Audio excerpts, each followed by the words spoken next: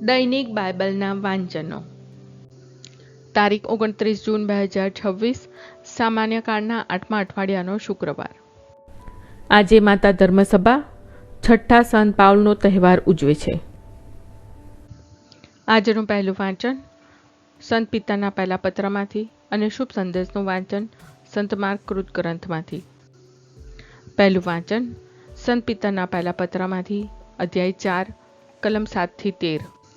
વિશ્વનો અંત આવી પહોંચ્યો છે, એટલે સંયમી અને મિતાચારી બનો, જેથી તમે ભક્તિ કરી શકો. સૌથી મહત્વની વાત તો એ છે કે એકબીજા ઉપર ઉમળકાભર્યો પ્રેમ રાખો, કારણ પ્રેમ અસંખ્ય પાપોની ક્ષમા મેળવે છે. હસ્તે મુખે એકબીજાનું આતિથ્ય કરો. તમારામાંના દરેકને ઈશ્વર તરફથી જે વિશેષ શક્તિ મળી હોય તેનો ઉપયોગ ઈશ્વર દીધી બહુવિધ શક્તિઓના કાબેલ વહીવટદાર તરીકે એકબીજાના હિતમાં કરો. કોઈ ઉપદેશક હોય તો તેણે હું ઈશ્વરની વાણી ઉચ્ચારું છું એ ભાવથી ઉપદેશ કરવો. કોઈ સેવક હોય તો તેણે હું ઈશ્વરની આપેલી શક્તિથી સેવા કરું છું એમ સમજી સેવા કરવી, જેથી બધી વાતમાં ઈસુ ખ્રિસ્ત દ્વારા ઈશ્વરનો મહિમા થાય. યુગોના યુગો સુધી એમના જ મહિમા અને આધિપત્ય વર્તી રહે છે. તથાસ્તુ. વહાલા ભાઈઓ, તમારી કસોટી કરવા જે અગ્નિ પરીક્ષા ચાલી રહી છે એ કોઈ અસાધારણ વસ્તુ બની રહી છે એમ માની ચોંકી ઉઠશો નહીં, બલકે આનંદ પામજો, કારણ ઈસુના કષ્ટોમાં તમને ભાગ મળે છે. એટલે તેમનો મહિમા પ્રગટ થાય ત્યારે તમારા આનંદને કોઈ સીમા રહેશે નહીં. આ પ્રભુની વાણી છે, તે આપણો આધાર છે. શુભ સંદેશનું વાંચન સંત માર્ક કૃત ગ્રંથમાંથી, અધ્યાય 11, કડી 11-26. પછી ઈસુ યરૂશાલેમમાં દાખલ થયા અને મંદિરમાં જઈને તેમણે ચારે બાજુએ નજર નાખી બધું જોઈ લીધું. હવે મોડું થઈ ગયું હતું, એટલે 12 શિષ્યો સાથે તેઓ બેથાનિયા ચાલ્યા ગયા. વાંજ્યું વૃક્ષ.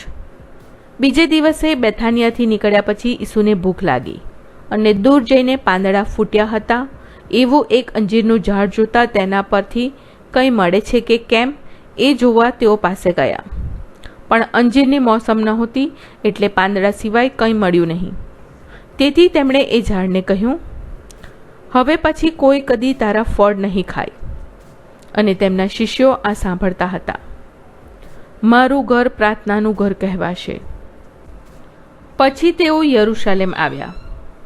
ઈસુએ મંદિરમાં જઈને ત્યાં જેઓ સોદા કરતા હતા તેઓને હાંકી કાઢવા માંડ્યા અને શરાફોના ગલ્લા તથા કબૂતર વેચનારાઓની બેઠકો ઉથલાવી નાખ્યા.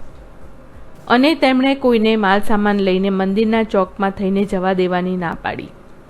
ત્યાર પછી તેમણે તેમને ઉપદેશ આપતા કહ્યું, મારું ઘર બધી પ્રજાઓ માટે પ્રાર્થના ગૃહ કહેવાશે.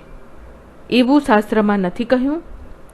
પણ તમે એને લૂંટારાઓનો અડ્ડો બનાવી મૂક્યું છે. મુખ્ય પુરોહિતો અને શાસ્ત્રીઓ આ વાત સાંભળીને ઈસુનું કાસળ કાઢવાનો કોઈ ઉપાય શોધવા લાગ્યા. તેઓ ઈસુથી ડરતા હતા, કારણ લોકો તેમના ઉપદેશથી મુગ્ધ થઈ ગયા હતા. સાંજ પડી એટલે ઈસુ શહેર બહાર ચાલ્યા ગયા. વાંજ્યા વૃક્ષનો પદાર્થ પાઠ.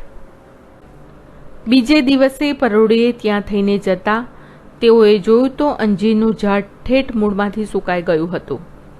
પિતાને યાદ આવ્યું અને તેણે ઈસુને કહ્યું, ગુરુજી, જુઓ, આપે જે અંજીરના ઝાડને શાપ આપ્યો હતો તે સુકાઈ ગયું.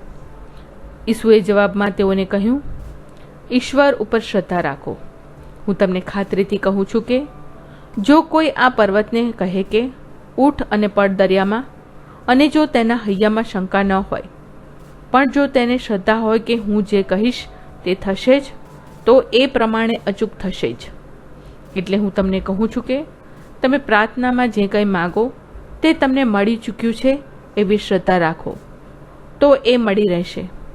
અને તમે પ્રાર્થના કરતા હો ત્યારે જો કોઈએ તમારો કંઈ અપરાધ કર્યો હોય તો તેને ક્ષમા આપો, જેથી તમારા પરમપિતા પણ તમારા અપરાધોની ક્ષમા આપે.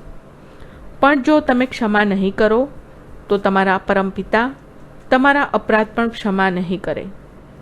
આ પ્રભુની વાણી છે, તે આપણો આધાર છે. પ્રાર્થના. ઓ મારા પ્રભુ ઈસુ, હું મારા પાપો માટે પસ્તાવો કરું છું. મારા પાપો માફ કરો. મારા હૃદયમાં આવો. હું તમને મારા પ્રભુ અને તારણહાર બનાવીશ. આમેન. પ્રભુ તમને સુખી રાખો અને તમારી સંભાળ રાખો. પ્રભુની તમારા ઉપર કૃપા દ્રષ્ટિ અને મહેરબાની હો. પ્રભુની તમારા ઉપર પ્રસન્નતા હો અને તે તમને શાંતિ બક્ષો.